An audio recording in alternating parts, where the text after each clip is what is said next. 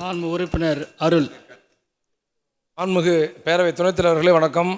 2025-26ஆம் ஆண்டு நகராட்சி நிர்வாகம் மற்றும் குடிநீர் வழங்கல் துறை சாதாரண விவசாய குடும்பத்திலிருந்து எங்கள் அப்பாவும் பேர் ராமதாஸ், எங்கள் அம்மா பேர் இளவேணி ஆசிரியை இங்கே வந்துருக்குறாங்க.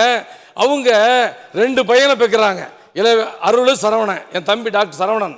நான் சும்மா அவன் வந்து நாட்டுக்கு சேவையாற்றுவதற்கும் என்னை இந்த சமுதாய சேவையாற்றுவதற்கும் சின்ன வயசுலேருந்தே விட்டாங்க.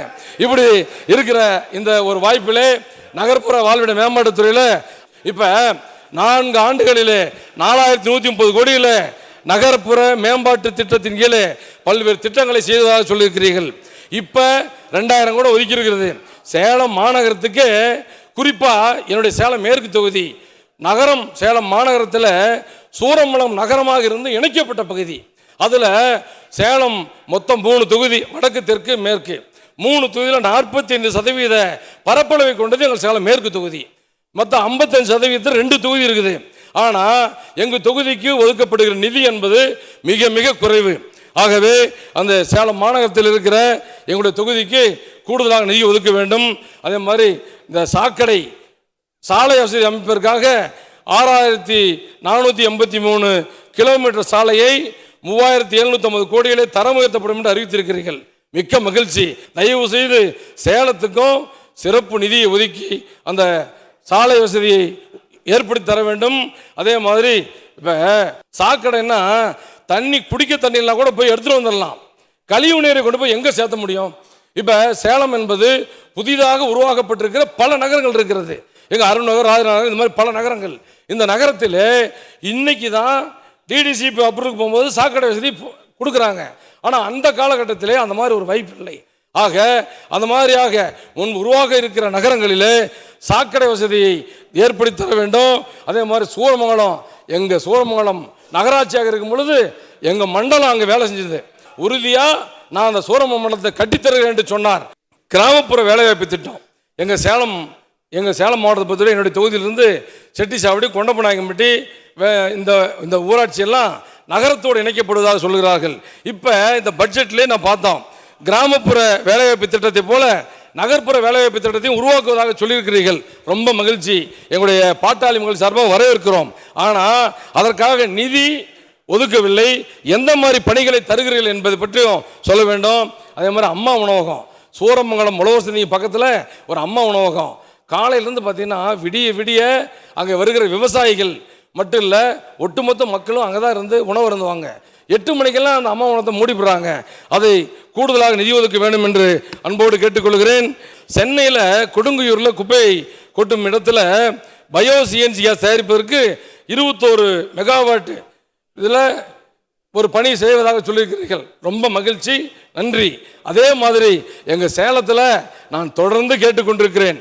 எங்கள் செட்டிசாவடியில் 600 டன் குப்பை தினசரி கொட்டப்படுறது மட்டும் இல்லாமல் நம்முடைய மாண்புமிகு அமைச்சரத்தை கேட்கும் பொழுது 52 கோடி ரூபாய் ஒதுக்குறோம்பா, அதுக்கான திட்ட வரைவெல்லாம் செய்திருக்கிறோம். பயோ மைனிங்கிலே அந்த குப்பைகளை படிப்படியாக அகற்றப்படும் என்று சொன்னீர்கள்.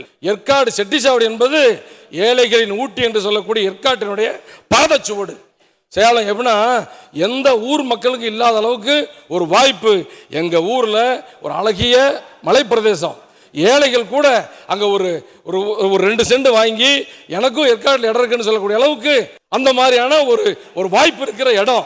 அந்த இடத்துல இப்போ வேரில் வெந்தண்ணி ஊற்றுற மாதிரி அந்த அழகிய மலையிலே குப்பையை கொட்டி தினம் 600 டன் குப்பையை கொட்டி எரிச்சிக்கிட்டே இருக்கிறோம். அம்ருத் திட்டத்திலே 450 பூங்காக்கள் உருவாக்கப்பட்டதாகவும், அம்ருத் 2.0 திட்டத்தில் 200 பசுமொழி பூங்காக்கள் உருவாக்கப்பட்டதாகவும் சொல்லியிருப்பது மிகவும் அப்படியே காதிலே தேன் வந்து பாய்வது போல் இருக்கிறது. அதே மாதிரி எங்கள் சேலத்தில் 3 பூங்காக்களை விரிவாக்கம் செய்வதற்காக 8.44 கோடி மதிப்பிலே நிதி பணிகள் நடைபெற்று வருவதாக நீங்கள் நம்முடைய சாதனை புத்தகத்தில் சொல்லியிருக்கிறீர்கள். ரொம்ப மகிழ்ச்சி. அண்ணா, மாண்புமிகு அமைச்சர் அவர்களே, இந்த மாதிரி ஒரே பூங்காவுக்கு 2 கோடி 3 கோடி ஒதுக்குவதை விட எங்கள் ஊரில் இருக்குது. நான் அருள்நகரில் இருக்கிறேன், ராஜநகர் இருக்குது.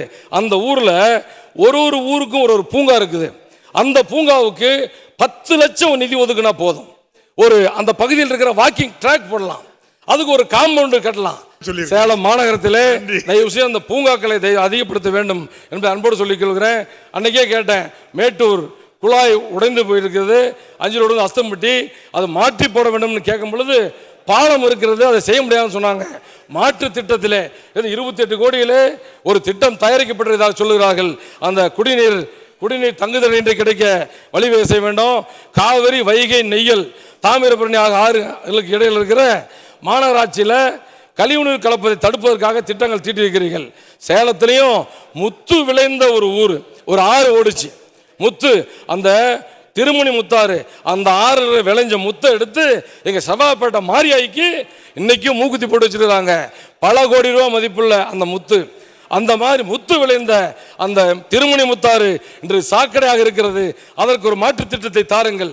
சேலம் மேற்கு சர்க்கார் கொல்லப்பட்டி, தலவாப்பட்டி, மல்லப்பட்டி, ஐயம்பெருமாம்பட்டி, சாலத்தாம்பட்டியில் இளம்பிள்ளை கூட்டு குடிநீர் திட்டத்திலும், கொண்டப்பநாயக்கம்பட்டி, செட்டி சாவடி 2 ஊராட்சியும், அழகு சமுத்திரம், கோணகாப்பட்டி, கற்கல்வாடி, இருப்பாளி கூட்டு குடிநீர் திட்டத்திலும், சாமிநாயக்கம்பட்டி, மாங்குப்பை, வெள்ளக்கல்பட்டி, ஆத்தூர் கூட்டு குடிநீர் திட்டத்திலும், முத்துராயம்பட்டி, பாகல்பட்டி, கோட்டை கொண்டப்பட்டி, செல்லப்பிள்ளை, செல்லப்பட்டி, நல்லா கொண்டப்பட்டி, காடகம்பட்டி கூட்டு குடிநீர் திட்டத்திலும் இன்னைக்கு தண்ணீர் கொடுத்து கொண்டிருக்கிறார்கள். ஆனால் இந்த கூட்டு குடிநீர் திட்டம் என்றைக்கு துவங்கப்பட்டதோ அதே அளவிலான தண்ணி தான் இன்னைக்கு அந்த மக்களுக்கு வந்து கொண்டிருக்கிறது. தண்ணி பத்த மாட்டேங்குது, அளவை அதிகப்படுத்த வேண்டும்.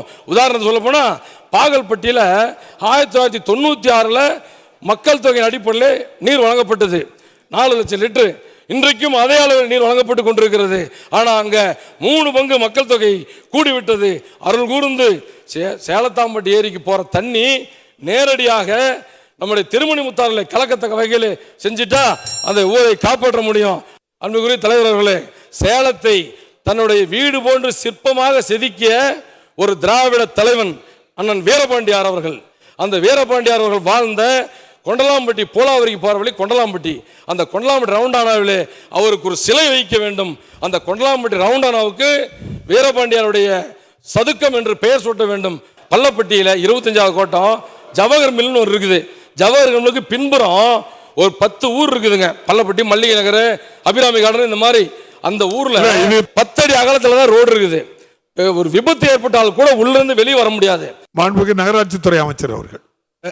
பேரவைத் தலைவர் அவர்களே, சேலம் செட்டிச்சாவடியில் உள்ள குப்பைகளை அகற்றி ரூபாய் 52 கோடி மதிப்பீட்டில் அனுமதி வழங்கி நிதி ஒதுக்கீடு எஸ்பிஎம் திட்டத்தில் அனுமதிக்கப்பட்டுள்ளது.